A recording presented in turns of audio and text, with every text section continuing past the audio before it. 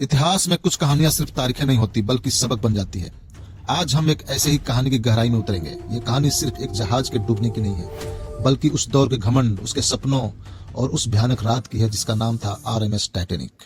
नमस्कार दोस्तों, 10 अप्रैल 1912 को अपनी पहली समुद्री यात्रा पर निकला टाइटैनिक जहाज, जो इंग्लैंड के साउथहैम्पटन से न्यूयॉर्क शहर तक सफर करना था, लेकिन 14 अप्रैल 1912 को अटलांटिक महासागर में एक हिमखंड से टकराकर डूब गया। तो चलिए सीधे कहानी के दिल में उतरते हैं। टाइटैनिक बनाने वालों का दावा कि यह जहाज डूब ही नहीं सकता उसके आत्मविश्वास को नहीं, उसके अहंकार को दिखाते हैं, क्योंकि यह दावा बहुत जल्द अटलांटिक के बर्फीले पानी में हमेशा के लिए दफन होने वाला था। टाइटैनिक, जो उस जमाने के इंजीनियरिंग और शान शौकत का जीता जागता सबूत था, 269 मीटर लंबा और 18 मंजिला इमारत जितना ऊंचा जहाज में 16 वाटर टाइट डिब्बे, जिम, पूल और आलीशान केबिन जैसी सुविधाएं थी।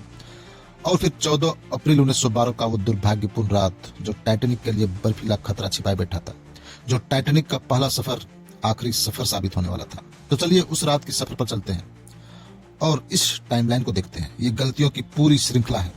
चेतावनियों को लगातार अनसुना करना और रफ्तार कम न करना, आखिरकार एक तैरता हुआ शानदार जहाज कब्रगाह में तब्दील हो गया। तो सबसे बड़ी और जानलेवा कमी क्या थी?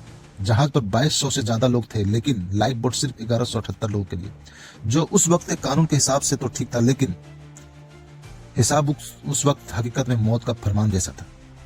अब उस त्रासदी के अंजाम तक नजर डालते हैं। यह सिर्फ एक जहाज के डूबने की कहानी भर नहीं है, बल्कि उन 1500 से ज्यादा जिंदगियों की कहानी है और उससे सीखे गए सबक की कहानी भी। ये संख्या अपने आप में पूरी कहानी कह देती है। 1517 इतनी जाने चली गई। ज्यादातर लोग डूबने से नहीं, बल्कि अटलांटिक के उस -2 डिग्री सेल्सियस जानलेवा ठंडे पानी में जमकर मर गए। इस दुर्घटना में मदद पहुंची, लेकिन तब तक बहुत देर हो चुकी थी। RMS कैप्थेरिया जहाज, जिसने लाइफ बोट में मौजूद लगभग 705 लोगों को सुरक्षित निकाला। इस भयानक त्रासदी के बाद अंतर्राष्ट्रीय समुद्री सुरक्षा नियमों में क्रांतिकारी बदलाव किए गए, जिसमें प्रमुख था सोलाश कन्वेंशन, यानी कि सेफ्टी ऑफ लाइफ एट सी, जिसके तहत सभी के लिए लाइफ बोट और लाइफ जैकेट 100% सुनिश्चित किया गया। दूसरा, 24 घंटे की रेडियो निगरानी अनिवार्य की गई। तीसरा, हिमखंडों पर नजर रखने के लिए इंटरनेशनल आइस पेट्रोलिंग की भी शुरुआत की गई। इस हादसे ने समुद्री यात्रा को हमेशा के लिए सुरक्षित बनाने के लिए जो नींव रखी, वो आज भी लाखों जिंदगियों को बचा रही है।